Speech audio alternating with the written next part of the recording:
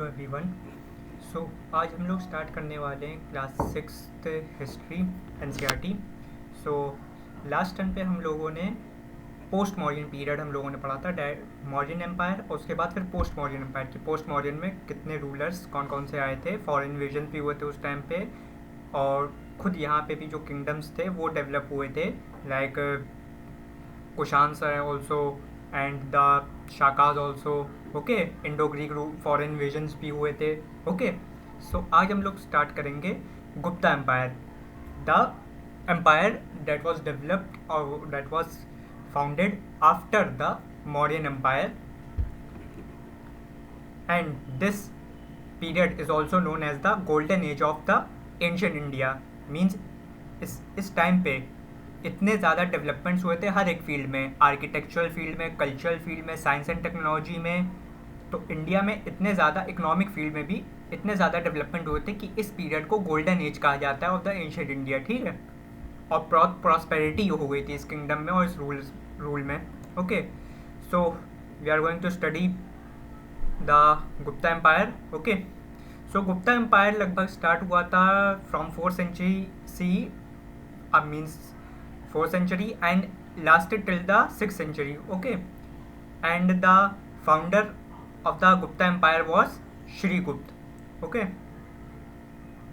Founder जो थे Gupta empire के वो श्रीगुप्त थे। उसके बाद फिर उनके बाद जो आए थे वो थे Ghatotkacha. Okay, and then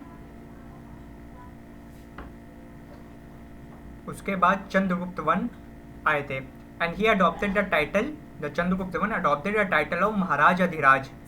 okay, इनसे पहले जो रूलर थे उन्होंने जो टाइटल अडॉप्ट किए थे वो थे सिंपल ही थे, like Raja and Maharaj. Okay, Chandragupta one ने टाइटल जो अडॉप्ट किया था वो था महाराज अधिराज। उसके बाद समुद्रगुप्त आए थे। In Samudragupta we saw the most territorial expansion, means at the time of Samudragupta or on the period in which Samudragupta ruled, we saw the most territorial expansion, means this kingdom had expanded to most of the areas in his period only. Samudragupta के बाद आते चंद्रगुप्त, वो adopted the title of Vikramaditya, and in his period we saw development of peace and prosperity. Okay, उसके बाद कुमारगुप्त आ जाते हैं और सिकंदगुप्त को हम लोग बेसिकली कंसिडर करते हैं the last of the Gupta ruler. Okay,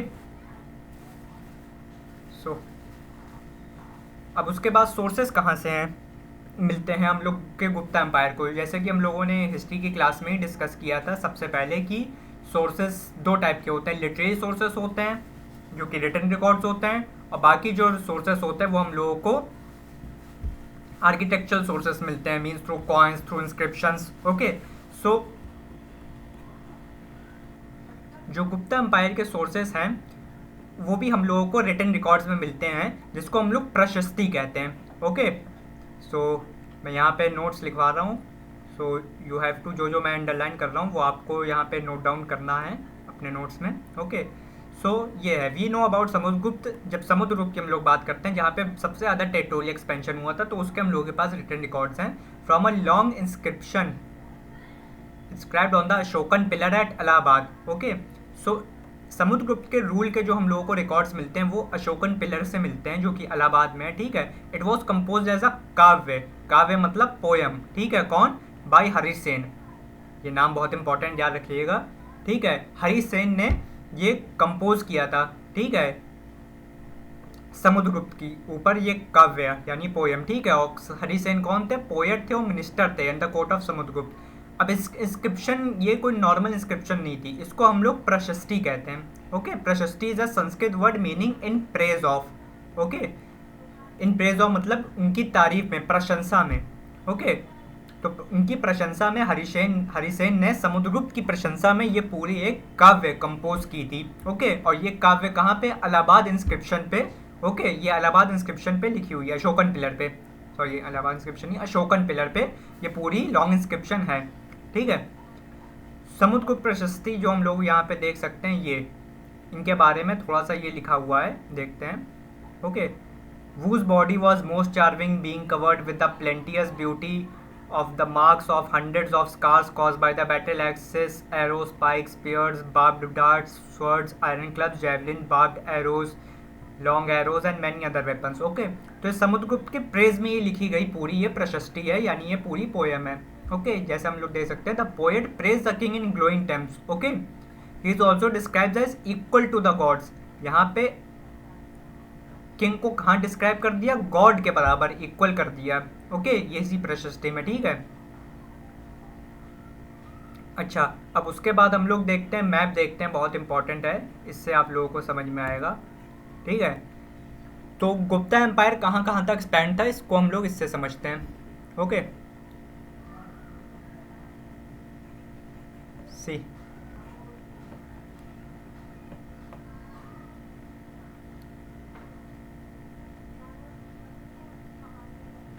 ये the rulers of Aryavarta, the rulers of Aryavarta the area shaded in green, यानी जो हम लोगों को ये एरिया, ये ग्रीन शेडेड में जो दिख रहा है, ओके, ये ग्रीन शेडेड वाला एरिया, ये जो है यहाँ पे, ये आर्यवर्त के रूलर्स रहते थे, ठीक है। और यहाँ पे टोटल कितने रूलर्स थे?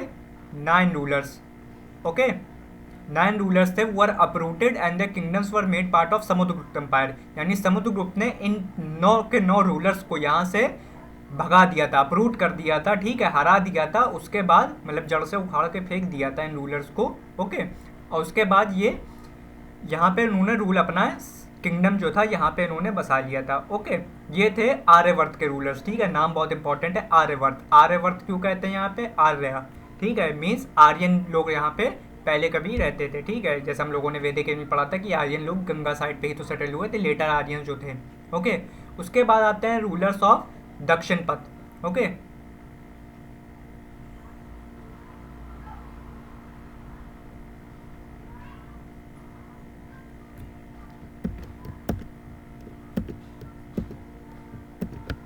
तो रूलर्स ऑफ दक्षिण पथ, दक्षिण पथ मतलब जो साउथ के रूलर्स थे। Okay, here there were 12 rulers. Okay, so यहाँ पे कितने रूलर्स थे?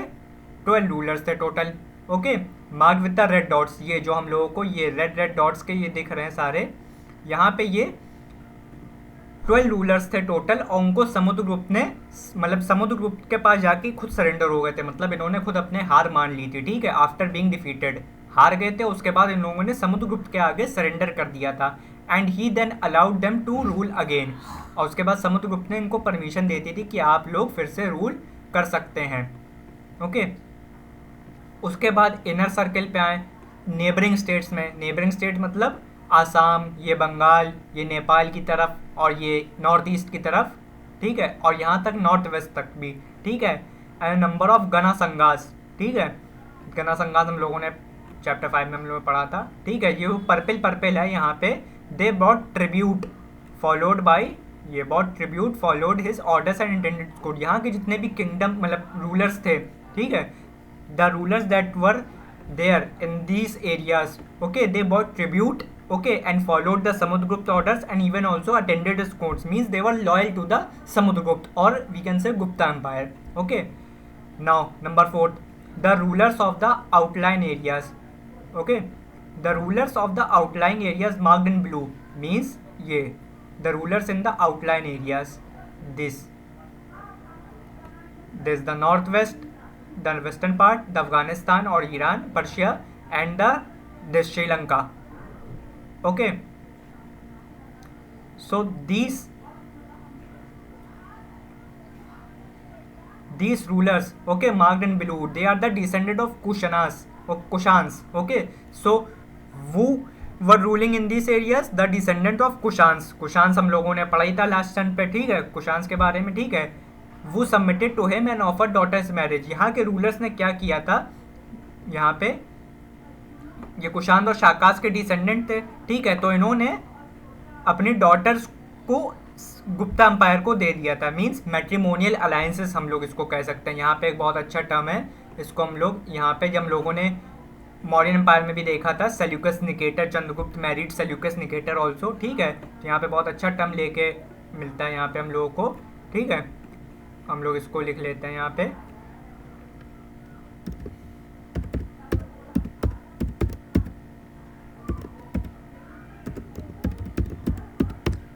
मैट्रिमोनियल अलायंसेस, ठीक है, गुप्ता एम्पायर से मैट्रिमोनियल अलायंस कर दिए थे इन ये आउटर जो रूलर्स थे, ठीक है, rulers of the outline areas, they have done the matrimonial alliances with the rulers of the Gupta Empire or we can say Samudragupta also, ठीक है, and offer daughters in marriage, okay. तो ये सारे हम लोगों को मैप देखने को मिलता है इसमें, ठीक है, कि कहाँ कहाँ पे गुप्ता एम्पायर का एक्सपेंशन था और कौन कौन सी सिटीज़ कॉन्कर की थी और कैप्चर की थी।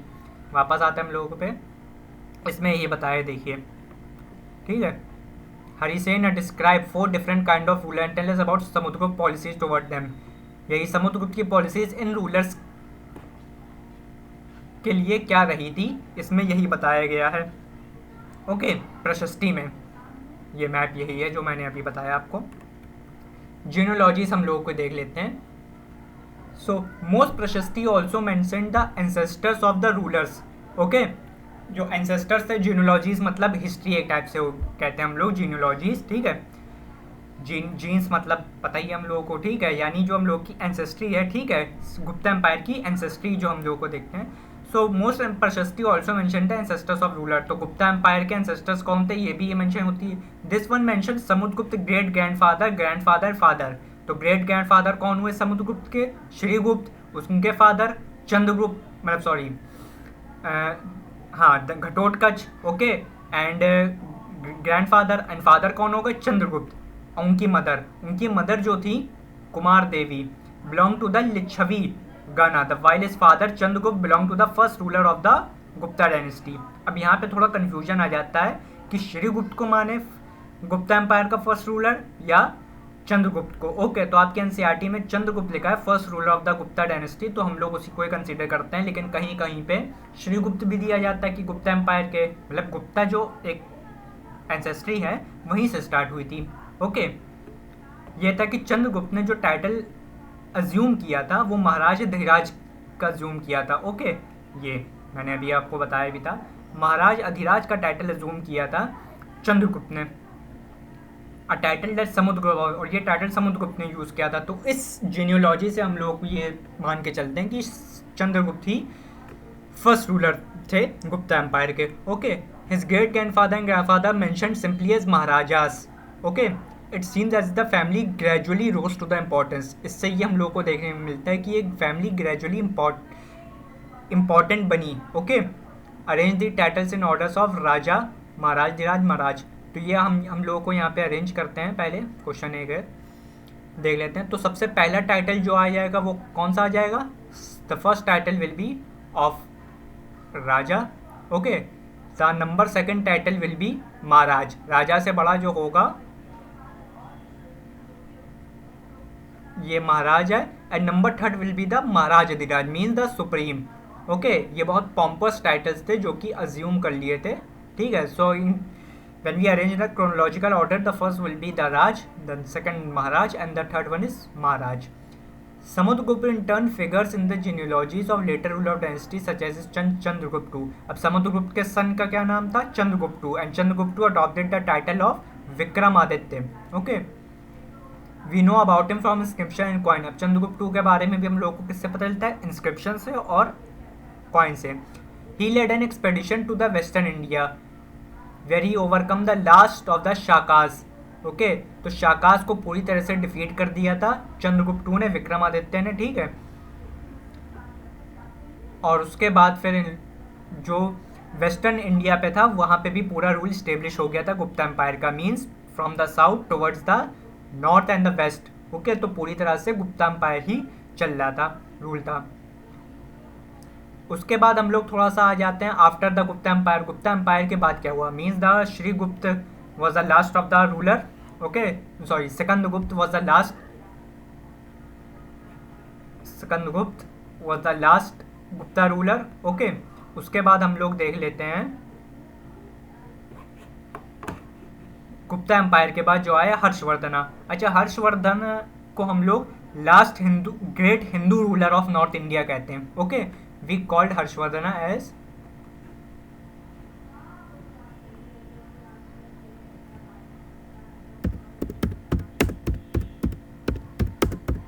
Last Hindu ruler of north India, okay, ये हर्षवर्धना को हम लोग कहते हैं। ओके, हम लोग आगे पढ़ेंगे इसके बारे में। So we can learn about the Gupta ruler from the inscription and we can also learn about the Harshvardhana who ruled nearly 1400 years ago, means around 6 to 7 century CE.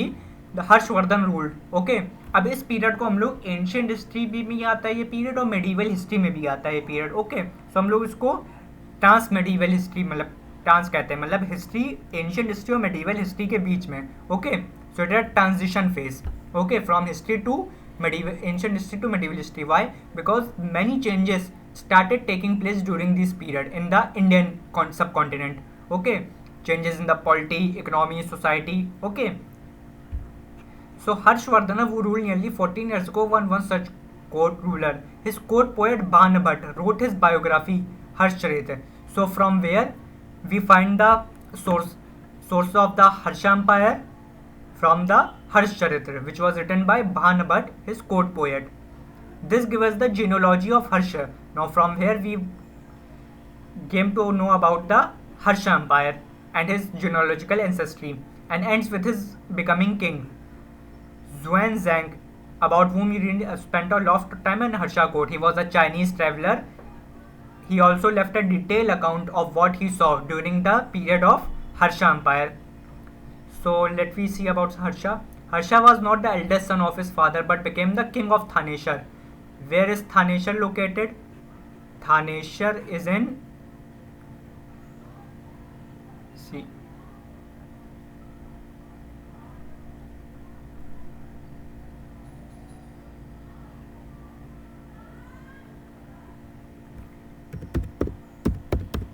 Thaneshwar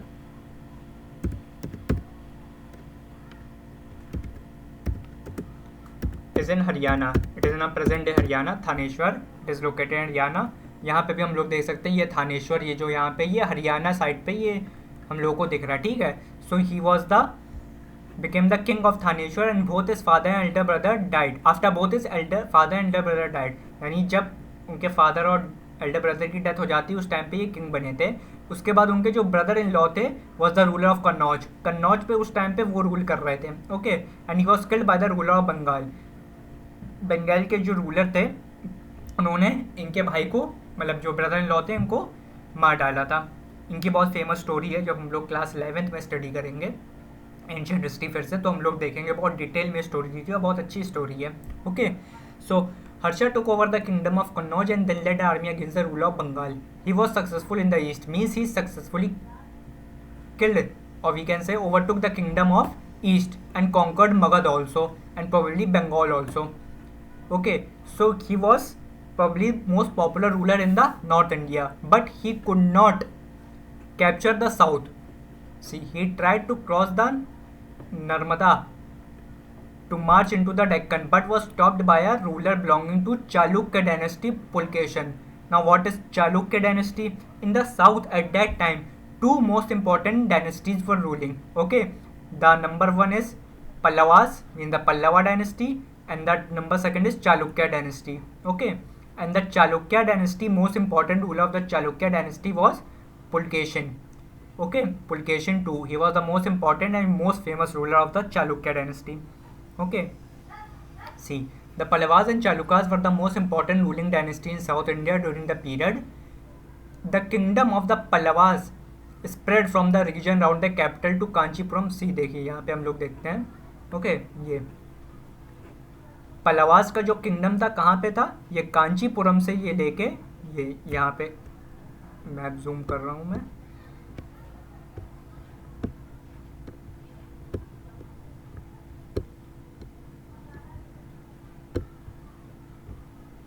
see, the Pallava ruled from the Kanchipuram to the Kaveri. Their capital was Kanchipuram. Okay, यहाँ पे ये याद रखिएगा, the capital of the Pallavas was the Kanchipuram. Okay, and they spread through the Kaveri delta. Okay, and that of the Chalukyas was between the Tungabhadra and the Chalukyas was centered around the between the Tungabhadra and the Krishna river. Okay, यहाँ पे अगर हम लोग इस map में भी देख लें, सी, the Kanchipuram, here is the Pallava dynasty, and here is the Chalukya dynasty. Okay, and the capital of the Chalukya dynasty was Aihole. यहाँ पे ये हम लोगों को ये दिख रहा है, आइहोल जो है ये चालुक्य डायनेस्टी का कैपिटल था. ओके, और ये कांचीपुरम जो था वो पल्लवा डायनेस्टी का कैपिटल था. Okay, see Aihole the capital of the Chalukyas was an important trading center. Okay, so it was one of the most important trading center of the south. It developed as a religious center also with a number of temples. We find many of the temples under the Chalukya as well as the Pallava dynasty. But the Pallavas and Chalukyas frequently raided one another land, especially attacking the capital cities. तो उस time पे बहुत ज़्यादा ये लोग एक दूसरे को अटैक कर रहे थे, कैपिटल्स को, सिटीज़ को भी, और उस टाइम पे टेम्पल्स भी बहुत ज़्यादा अटैक्स हुए थे. ठीक है, टेम्पल अटैक्स भी बहुत ज़्यादा हुए थे. तो जो हम लोग पढ़ते हैं कभी कि सिर्फ मुगल्स ने और कभी इस्लामिक इन्वेजन ने ही टेम्पल्स को डिस्ट्रॉय किया और ये सब सिटीज़ को डिस्ट्रॉय, तो ऐसा नहीं था. उस टाइम पे देखिए हम लोग उस टाइम की हिस्ट्री पढ़ रहे हैं जिस टाइम पे किंग्स रूल करते थे और उस टाइम पे फ्यूडलिस्टिक सिस्टम था. मीन्स पावर ही उस टाइम पे सब कुछ था कि जिसके पास पावर होगा उसी के पास पूरा किंगडम होगा, उसी के पास अथॉरिटी होगी सारी. तो जब पावर, अथॉरिटी और मनी, मतलब एक टाइम पे पावर, अथॉरिटी, यही दो चीज़ है, उस टाइम पे अगर किसी के पास आ जाएगी तो उसको सिर्फ रूल करना ही दिखेगा. मीन्स अटमोस्ट इम्पॉर्टेंस उसको ही मिलेगी. तो इस टाइम पे सब ने ही एक दूसरे के अगेंस्ट अटैक किया. तो इसमें कोई रिलीजियस बेस नहीं था, सिर्फ यहाँ पे पावर चाहिए थी हर एक को. So the best known Chalukya rulers was Pulakeshin II. We know about him from a prashasti. अब इसके बारे में भी हम लोग को प्रशस्ति से पता चलता है, which was compose by his court poet Ravi Kirti. देखिए ये था हम लोगों का, यहाँ पे ये नाम इम्पॉर्टेंट है, नोट कर लिएगा. Was the court poet of the Pulakeshin II. He was Ravi Kirti who composed his प्रशस्ति.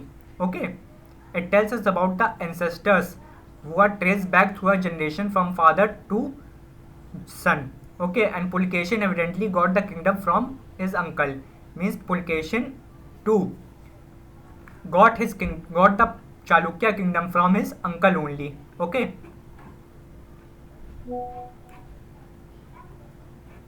According to Ravi Kirti, he led expedition along the west and east coast. Means उन लोग जो पुलकेशिन II थे उन्होंने वेस्टर्न साइड और ईस्टर्न कोस्ट के side पे बहुत ज़्यादा एक्सपेडिशन किए थे और अपना एम्पायर एक्सपेंड करने की कोशिश की थी. Besides, he checked the advance of Harsha also. As you all know, we have studied just now that Harsha was expanding his kingdom into the Deccan Empire. Okay, but Pulkeshin II checked his advancement. Okay, in the Deccan side. तो there is an interesting play of words in the poem. यही battle के बारे में हम लोग study करेंगे आगे चल के. Okay, so the poet said that after his defeat, Harsha was no longer Harsha means happy. Okay, Pulkeshin also attacked the Pallava king. Pallava king को भी उन्होंने अटैक कर दिया था, मतलब उन्होंने अटैक करा था उन पे. Who took shelter behind the walls of Kanchipuram. But the Chalukya victory was short-lived. मतलब चालुक्य विक्ट्री बहुत ज़्यादा तक नहीं चली थी क्योंकि पुलकेशिन II के बाद कोई एक इम्पॉर्टेंट या फेमस रूलर, इतना डायनेमिक रूलर कोई बचा नहीं था. Okay, so both Pallavas and Chalukyas give way to new rulers about the Rashtrakutas. Pallavas और चालुक्या के बाद कौन सी डायनेस्टी है? राष्ट्रकूटा डायनेस्टी आई और चोला डायनेस्टी भी आई. चोला, चेरा, पांड्या, जिसको हम लोग आगे भी स्टडी करेंगे. ओके, यहाँ पे देखिए क्वेश्चन है, वो are the other rulers who try to control the coast. कौन कौन से अदर रूलर्स थे जो कोस्ट को कंट्रोल करने की ट्राई कर रहे थे? इसको आप लोग पढ़िएगा. ये चैप्टर 8 में भी मैंने शायद बताया था आपको. ठीक है, कौन कौन से अदर रूलर्स थे जो कि कंट्रोल करने की कोशिश कर रहे थे कोस्ट में.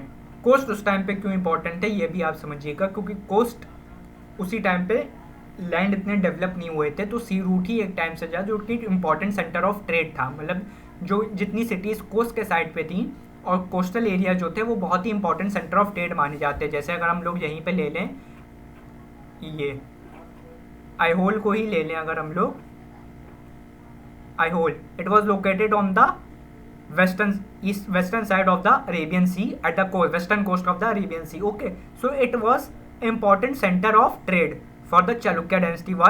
Because a direct communication was important center, because it act as a important center trade center. Okay, so much of the transport and trading was done between the Chalukya dynasty and the other country and the rulers of other countries also. Okay, so बहुत important ये trading centre बन गया था चालुक्य के लिए. Okay, और south सदन में भी वही हम लोगों ने इसमें भी हम लोगों ने पढ़ा था कि जब वो अशोका अपना जो है कालिंगा में अपना एक रूल इस्टेब्लिश करना चाहते हैं. कालिंगा भी उड़ीसा के कोस्टल साइड पे ही था. क्यों? क्योंकि अगर वो यहाँ पे रूल कर लेंगे उड़ीसा में, मतलब कलिंगा में, तो उनको ये पूरा सदन जो मतलब ये पूरा था जावा, सुमात्रा आइलैंड और ये पूरा जो है इनका एरिया हो जाएगा. ओके, तो उस टाइम पे कोस्ट जो थे बहुत ज़्यादा इंपॉर्टेंट थे हर एक रूलर्स के लिए. ओके, अब हम लोग देखते हैं how are this kingdom administered. Administration के बारे में हम लोग थोड़ा सा जान लेते हैं कि एडमिनिस्ट्रेशन कैसे थी उस टाइम पे. So as in the case of earlier kings, land revenue remain important for this rulers. तो लैंड रेवेन्यू अभी भी इंपॉर्टेंट था. And the village remain the basic unit of administration. और सबसे छोटी यूनिट क्या थी? विलेज थी. आज भी यही सिस्टम चल रहा है. There were some new developments as well. Kings adopted a number of steps to win the support of men who were powerful, either economically or socially, because of their political multi-stance. अब यहाँ पे कुछ हम लोग administration के ये नाम देख लेते हैं. ओके, सो महादंड नायक किसको, ये आप लोग नोट कर लिए, बहुत ज़्यादा इंपॉर्टेंट है ये सारे जितने भी नेम दिए गए थे उस टाइम पे पॉम्पस टाइटल्स हर एक ने अज्यूम कर लिए थे. Okay, like Mahadand Naik was called the chief judicial officer.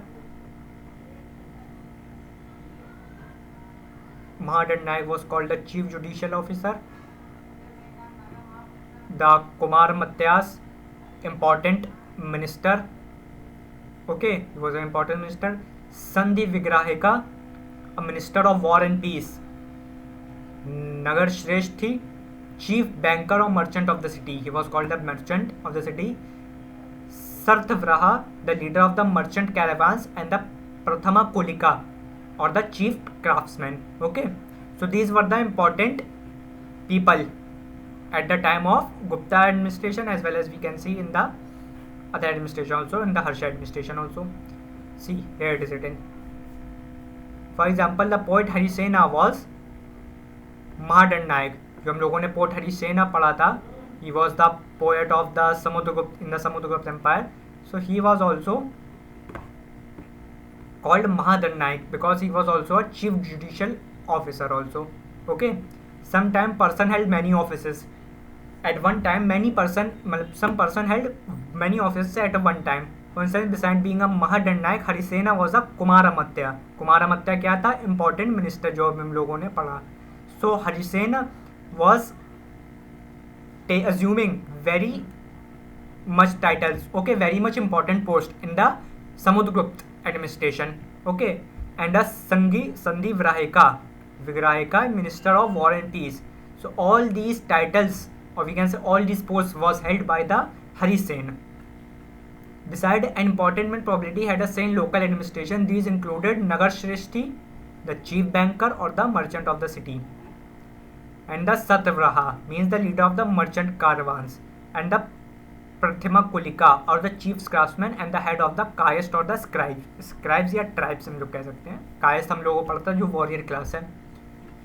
These policies were reasonably effective, but sooner or later some of these powerful men grew were enough to set up own kingdoms. अब यहाँ पे ये जितने भी ये important post जिन लोगों को दी गई थी, क्या हुआ था आगे चल के इनका disadvantage बहुत देखने को मिला, क्योंकि यही जितने भी पावरफुल मैन थे ये बाद में जिनके पास इंपॉर्टेंट पोजीशंस आ गई थी, अथॉरिटी आ गई थी, ये लोग ग्रो हो गए थे. और जब रूलर्स वीक हुए तो उन लोगों ने चांस देखा और वही किंगडम को इन लोगों ने रूलर्स को ओवरथ्रो कर दिया. See some important administrative post were now hereditary.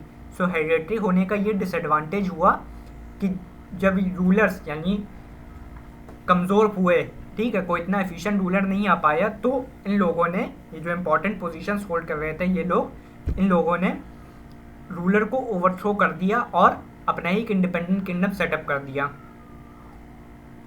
देखिए हम लोग को एक न्यू काइंड ऑफ आर्मी भी देखने को मिलती है. Like real rulers, some of these kings maintained a well organized army with elephant carriers, cavalry and foot soldiers. Beside there were military leaders who provided the king with troops whenever he needed them. अब एक यहाँ पे नई development हुई, अब तक जो ऐसा नहीं हो रहा था. क्या?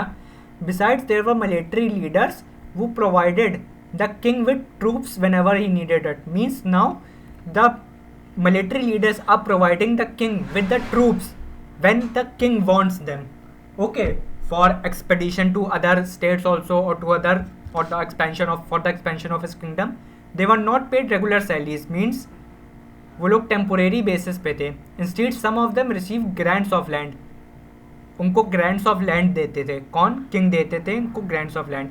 दे collected revenue from the land and use this to maintain soldiers and officers and provide equipment for them. This man were known as सामंतास.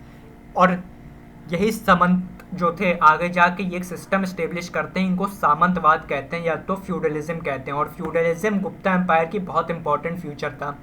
Okay, जो बहुत इंपॉर्टेंट डेवलपमेंट गुप्ता एम्पायर के टाइम पे हुआ था.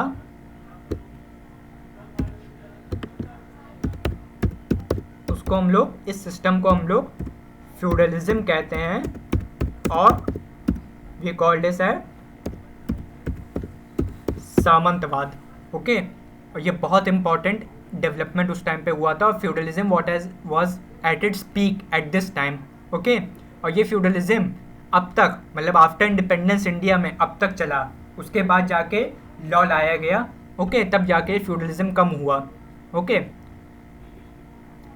तो ये सिस्टम था क्या, ये हम लोग आगे पढ़ेंगे. 11th में बहुत डिटेल में इसके बारे में दिया है. बस आप लोगों को इतना ही समझते हैं. सामंत जो थे, सामंत किन लोगों को कहते थे? ये सामंत वही लोग थे. They were not paid because military leaders troops provide कराते थे किंग को, और उसके बदले में किंग जो थे ये रेवेन्यू, मतलब लैंड्स देते थे. ग्रांट्स ऑफ लैंड ये प्रोवाइड कराते थे इन्हीं ट्रूप्स के, मतलब ट्रूप्स को. ओके, नाउ दे कलेक्ट, या मिलिट्री लीडर्स को. Okay, they collected revenue from the land. अब लैंड तो चला गया उनके पास, अब लैंड से क्या करेंगे? वो रेवेन्यू ही तो लेंगे. अब वो लैंड से रेवेन्यू लेने लगे थे and use to maintain soldier. उसी से अपने जो सोल्जर्स थे और आर्मी थे यही मेंटेन कर रहे थे. ठीक है, अब जब लैंड दे दिया तो लैंड से रेवेन्यू कैसे कलेक्ट होगा? वहाँ पे फार्मिंग करके ही, वहाँ का रेवेन्यू मतलब प्रोड्यूस करके ही, जितने जो भी चीज़ें होंगी. तो यहाँ पे फार्मर्स का एक्सप्लॉयटेशन और कॉमन मैन एक्सप्लॉयटेशन बहुत ज़्यादा होने लगा था. ओके, और यहीं पे whenever the ruler was weak samanta tries to became independent. यहीं पे फ्यूडलिज्म की स्टार्टिंग हो गई थी और यही फ्यूडलिज्म के चक्कर में गुप्ता एम्पायर भी एकदम ख़त्म हो गया था. ये it is one of the main reason why Gupta empire fail और गुप्ता एम्पायर डिक्लाइन. अब यहाँ पे सदर्न असेंबलीज हैं, हम लोग थोड़ी देख लेते हैं. The inscription of the Pallavas mention a number of local assemblies. Pallavas में लोकल असेंबलीज देखने को बहुत मिलेंगी. दे इंक्लूडेड द सभा असेंबली ऑफ द ब्राह्मण लैंड ओनर जो थे, उनकी थी असेंबली. ओके, और ये क्या काम देखती थी? इरिगेशन का, एग्रीकल्चर ऑपरेशन से रिलेटेड जितने भी थे. ओके, द उर was a village assembly found in the areas. उर एक टाइप की विलेज असेंबली थी जो कि उन एरियाज में थी जहाँ के लैंड ओनर्स ब्राह्मण्स नहीं थे और थे land owners. Okay, normal merchants जो थे. ओके, मर्चेंट्स कौन लोग होते हैं? बेसिकली हम लोग पढ़ते हैं 4 टाइप के जो कास्ट होते हैं कास्ट सिस्टम में. ठीक है, ब्राह्मण, शूद्र, वैश्य. तो वैश्य जो थे मर्चेंट्स बेसिकली. ओके, वही ये लोग थे, इनकी विलेज असेंबली थी. और it is likely that these assemblies were controlled by rich and powerful landowners and merchants. Many of these local assemblies continued to function for centuries. Ordinary people in the kingdom. Okay, तो ordinary people जो kingdom था उनका भी account हम लोग को देखने को मिलता है. Kalidas is known for his play depicting life in the king's court. An interesting feature about these plays, the king and the most. Kalidas किस टाइम के थे? गुप्ता एम्पायर, गुप्ता टाइम के ही थे. Okay, His most famous play, इनका प्ले याद रखिएगा, Abhijnana Shakuntalam, is the story of love between the king name Dushyant and the young woman name Shakuntala. उन्हीं के बारे में हुई थी. The Chinese pilgrim Fahien notice the plight of those who were treated as untouchables. अच्छा, वहाँ की गुप्ता एम्पायर की जो सोसाइटी थी, सोसाइटी उसमें हम लोग को एक नए टाइप्स के लोग देखने को मिलते हैं. कास्ट सिस्टम जो था उस टाइम पे बहुत पीक पे चल जाता है. ऋग्वेदिक से ही स्टार्ट हो गया था कास्ट सिस्टम. ओके, और उस टाइम पे अनटचेबल्स जो थे उनका बहुत ज़्यादा एक्सप्लॉयटेशन होने लगा था. अनटचेबल्स हम लोग को बहुत ज़्यादा नंबर्स में देखने को मिलते हैं. They are expected to live in the outskirts of the city. अब जैसा हम लोग देख रहे हैं कि गुप्ता एम्पायर मतलब जो ब्राह्मण एक टाइप से था, ब्राह्मण एम्पायर था। तो हम लोगों को गुप्ता एम्पायर में ब्राह्मणवाद देखने को बहुत ज़्यादा मिलता है, मतलब ब्राह्मणिकल सिस्टम एक टाइप से बहुत ज़्यादा इस्टेब्लिश हो गया था। ओके, तो यहाँ पे हम लोग को अनटचेबल्स का एक्सप्लॉयटेशन बहुत ज़्यादा देखने को मिलता है। ओके, और अनटचेबल्स एक टाइप से न्यू एक कास्ट डेवलप होती है, मतलब जो शूद्र से भी नीचे माने जाते थे, चंडलाज जिसको कहते हैं हम लोग, ठीक है। तो अनटचेबल्स उनको कहते हैं, मतलब ये 5th नंबर पे आते थे, मतलब ये आउटसाइड थे, they were outside of the four caste. So आज का ये चैप्टर खत्म हो गया। So if you have any doubt then you let me know. इसके बाद हम लोग जो पढ़ेंगे वो हम लोग पोस्ट गुप्ता एम्पायर पढ़ेंगे। ओके, पोस्ट गुप्ता हम लोगों ने शायद देख ही लिया है। हम लोग जो ट्रांजिशन फेज था जो एंशिएंट और मेडिवल के बीच, वो हम लोग पढ़ेंगे। Okay, so I think if you have any doubt then let me know in the comment section. Okay, and we have done this in the next then we will study much more. Okay, thank you.